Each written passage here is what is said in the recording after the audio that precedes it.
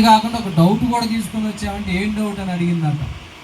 Pastor గారు నోవాహు అట్లు చేశాడని చెప్పాడు కానీ అవి పెసరట్ల, మినపట్ల, రవ్వట్ల, పుల్లట్ల ఏమట్లు చేశాడో చెప్పలేదు అమ్మాయి అమ్మ.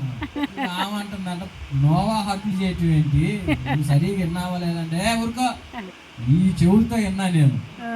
నన్ను సరైనది కాదంటావే, నన్ను తప్పు పడతావే. నోవాహు అట్లు చేశాడనే మాట పాస్టర్ గారు చెప్పడం నేను విన్నాను, కాకపోతే అవి ఏ అట్లో చెప్పలా అని వాళ్ళిద్దరు కాసేపు వాదన ఆడుకున్నారు. ఇద్దరు కలిసి మరి తర్వాత వచ్చే వారం పాస్టర్ గారి దగ్గర పోయారు.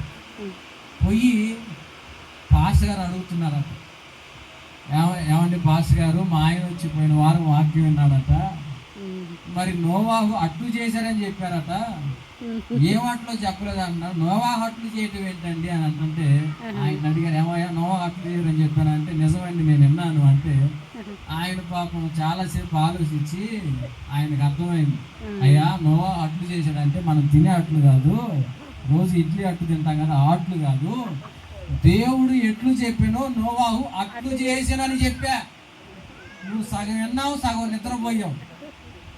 అందుకే అప్పుడు ఆయన తలగిరుకుంటా అట్లా చెప్పారా పాస్టర్ గారు అన్నాడు. అట్లే మీరు కూడా సగం విని సగం నిద్రపోయారు అనుకో, ఇంత చెమటలు కక్కుకుంటా ఇంత ఒక్క బాస్తా విన్నది కూడా వేస్ట్ అయిపోద్ది. నేను చిలకలూరిపేట నుంచి అల్లా వచ్చింది కూడా వృధా అయిపోద్ది. కాబట్టి మీకు దండం పెట్టి చెబుతున్నా, ఏం పెట్టి వందనాలు కూడా కాదు, దండం పెట్టి చెబుతున్నా, జాగ్రత్తగా నేను చెప్పే మాటల మీద మనసు పెట్టండి. మీరు దీవించబడతారు, మీరు అనేకులకు ఆశీర్వాదకరంగా మార్చబడతారు. హల్లెలూయా.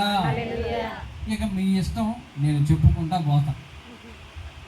దేని కొరకు మనం సాక్ష్యం ఇవ్వాలి, ఏ విషయాలు సాక్ష్యం ఇవ్వాలి అంటే యేసు ప్రభు యొక్క